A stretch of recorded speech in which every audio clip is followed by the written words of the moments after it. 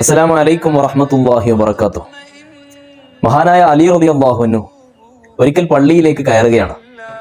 തന്റെ കുതിരയെ പുറത്തു നിർത്തി കുതിരയുടെ കടിഞ്ഞാണ് ഒരു അഅറാബിയെ ഏൽപ്പിച്ചുകൊണ്ട് പള്ളിയിലേക്ക് കയറി.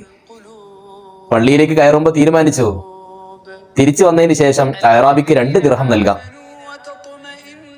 തിരിച്ച് പള്ളിയിൽ നിന്ന് നിസ്കാരം കഴിഞ്ഞെത്തിയപ്പോ അഅറാബിയെ കാണുന്നില്ല. അയാള് ആ കടിഞ്ഞാൺ ഊരിയെടുത്ത് അവിടുന്ന് കടന്നു കളഞ്ഞു. ആ കടിഞ്ഞാൺ കൊണ്ടുപോയി വിൽപ്പന നടത്തി കാശുണ്ടാക്കാമെന്നാണ് അയാൾ കരുതിയത്.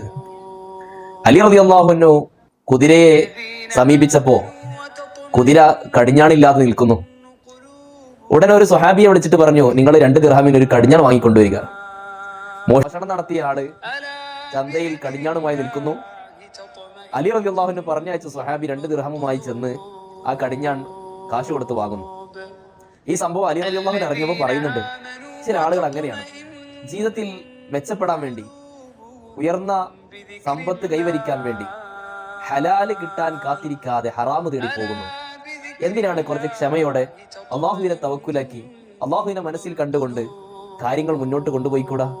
ബിസിനസ്സുകളാവട്ടെ, പഠനമാവട്ടെ, എന്ത് കാര്യമാവട്ടെ, അള്ളാഹുവിനെ വരവേൽപ്പിച്ചുകൊണ്ട് മുന്നോട്ട് പോകാൻ കഴിയണം. അള്ളാഹു ഉദ്ദേശിച്ചത് ലഭിക്കും, അതിനപ്പുറം ഒന്നും ലഭിക്കില്ല.